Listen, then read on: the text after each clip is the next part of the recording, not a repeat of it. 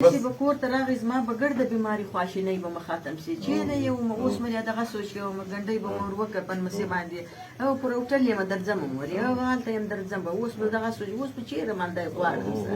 بس انسان دی بس دا ده چې ټول عمر خو اسم انسان نه وي دا د مور پلار دپاره ډېره د غم خبره ده حقیقت دی چې خپل ځوان اولاد داسې د هغې د مخې تیزي نو خو دې ته به هم به ګورئ چې مطلب په کومه لار کې لاړو په کوم لار کې شهید شو مطلب دا ده چې داسې د ټوله دنیا کې خفه ده او یره نه وه پکې د هر څه یې په خپلو سترګو لیدل لکه تاسو به هم ورته ویل مونږ به ورته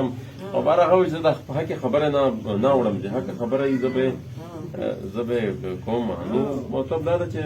د مور پلار دپاره دا هم ډېره لویه د افتخار خبره ده چې زه په کردار باندې د ده په عمل باندې کم از کم مور پلار ته به یې دا ګرانې کړی چې زوی دی په فلانکي ځای کې دا یو غلط کار کړی دی که نه هغه به مطلب ټول خلک به دا ټوله درزنده دا ټول شراني کام بلکې دا ټول پښتانه به یې درته ډېر په ښو ټکو کې اوس سفر هم یاد کړي وو به دا په کومه طریقه چې دی زموږ نه لاړو نو الله دې نور غمونه تاسو وساتي الله دې صبر درکړي او همت به کوو دا زموږ تقریبا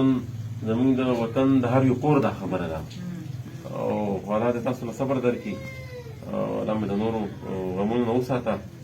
او الله دې تاسو په د نورو ډېر اخلاقي هلک و یو بل نه مناپوی و داسې اخلاقي انسان ما نه دی لیدلی بس الله دې اوس هغه جهان ښایسته کړي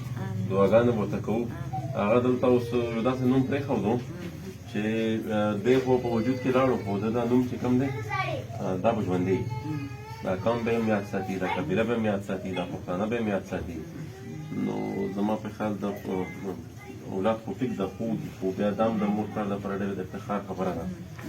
نو حوصله به کوئ تاسو بابا سره خو زه میلاو شم ما خو ماشاءالله ډېر ښه نو تاسو به هم حوصله کوئ دا د بلوچستان نه راغلي کوټ څه راغلي د نری ځای نه هغه میلمانه دي جان لالا دی مجمل دی زموږ ملګري د کوټې نه د هرنۍ نه د لورلۍ نه کسانه اوس سره وي د کوټې او بالکل بالکل سلزانه وتل د څلور کسانو د جولیار بنداش دا دغه د محسن داور دی محسن د پالتای مصر دی ښې بختوري ښې د خدای بختوري یو دعا به وکړو یو دعا به وکړو